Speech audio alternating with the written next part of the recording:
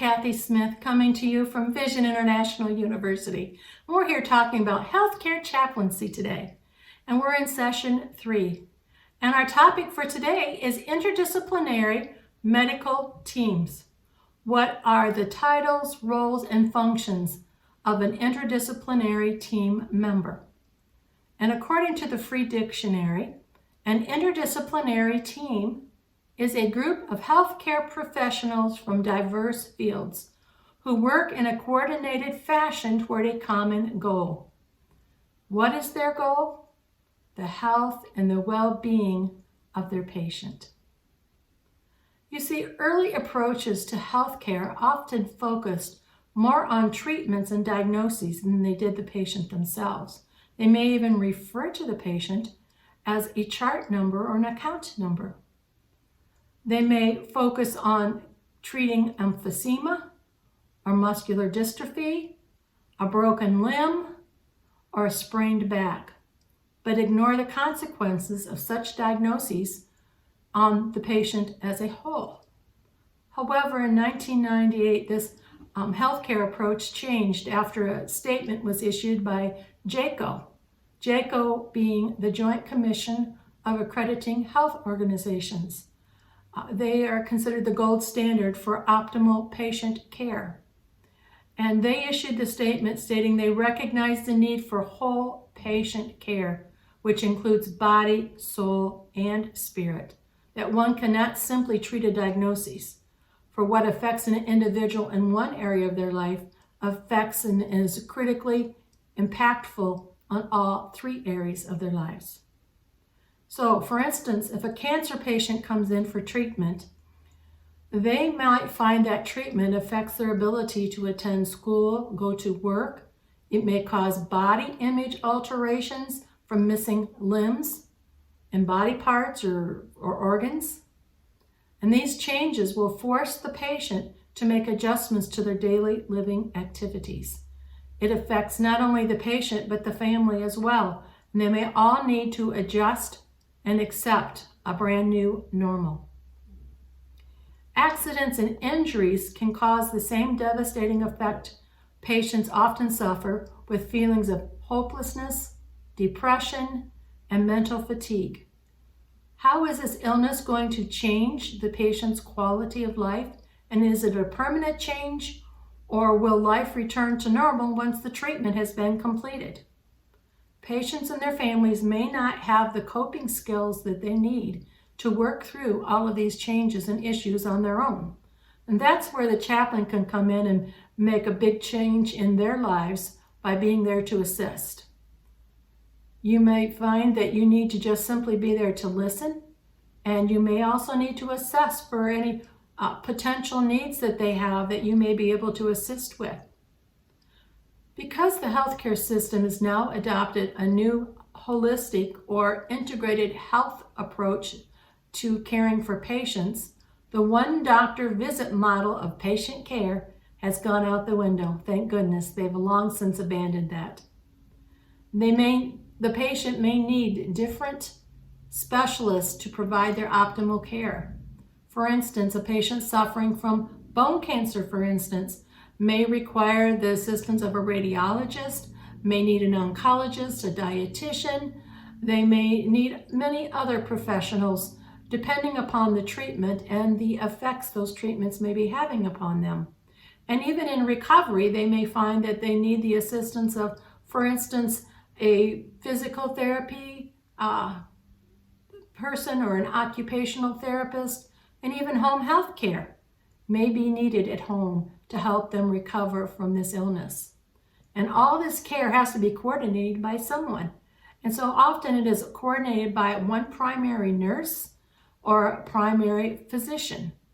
The size of the team of professionals that are caring for one patient is dependent on the ailment and all the different facets that are affecting that patient because of the treatment. It can be quite a large group of professionals working together on one team to bring this patient back to optimal health.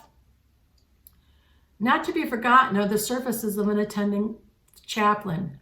The spiritual care and sometimes part of the emotional care may be provided by a chaplain. In this interdisciplinary approach to care, each expert contributes their own knowledge and expertise to the patient care plan. Understanding their scope of practice, that is, the scope of practice of the individual members of the team, is important to the overall success of the collaboration. And how does the chaplain interact with the rest of the team? Well, once again, JACO in 1998 issued a statement. They said the Joint Commission on Accreditation of Healthcare Organizations in the U.S. states that patients have a fundamental right to considerate care that safeguards their personal dignity and respects their cultural, psychosocial, and spiritual values. Let me read that section again. It safeguards their personal dignity and respects their cultural, psychosocial, and spiritual values. Now, often the team must turn to the chaplain for assistance in these particular areas. What special spiritual or cultural considerations must the team be aware of to safeguard this individual's dignity? For instance, does their religion prohibit the transfusion of blood, or do they have special dietary needs because of their culture or religion? Many things to take into effect or to take into consideration and consider when planning the patient's care. These things are all important to safeguard that person's dignity and respect their spiritual values. Compiling all of this information and dispersing it to individual disciplines is often coordinated by the charge nurse.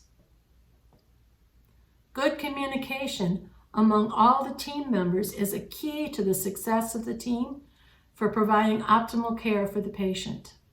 The patient's health and well-being are their common goal. The professionals must find a way to coordinate their plans for the patient's well-being.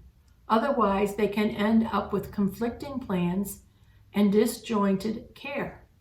You will find that chaplains who are actually employed by healthcare organizations often enjoy the freedom to be able to collaborate with the other medical team members. However, volunteer chaplains may or may not have that luxury and may not have an opportunity to offer their input and their concerns. But if you find yourself in this particular position, it is best to express those concerns to the nurse, the charge nurse that's caring for the patient at the time. They may not be able to comment on your concerns due to HIPAA regulations on privacy, but there is nothing stopping them from listening and considering what you find concerning about the patient's care. Each facility has different protocols and requirements regarding the amount of information that they can share with the chaplain. It is best to familiarize yourself with the rules and the regulation of the facility where you're doing your ministry. It is also wise to do your best to become acquainted with the medical staff in that particular facility and allow them to get to know you as well. If they can understand that your primary goal is the same as theirs, to provide optimal care to the patient, they are most likely to collaborate with you on that patient's care. So some of the activities you may be called upon to perform may include things such as communion, prayer, counseling, education and training, baptisms, funerals, and if you have the credentials, you may even find yourself performing a marriage. These are all activities that chaplains are sometimes called upon to perform. In addition, you may be asked to help with holding chapel services or even organizing other chaplains and other volunteers in providing those services for the patients. So while our focus has been mainly on the patient and the patient care, it's important to know that you may find yourself called upon to minister to the staff as well, especially if there's some of those that are experiencing personal difficulties in their personal lives. And so they may reach out to you for guidance and prayer. And so your job is to minister not only to the patients, not only to the patients' families, but to the staff as well. See, unlike other medical team members, you must bridge the gap between offering spiritual care and medical care. It is a challenge with huge eternal benefits, but it's beneficial for all when it is done correctly and successfully. So good luck. We'll be coming back to you in session 4, and we'll see you there. Bye-bye.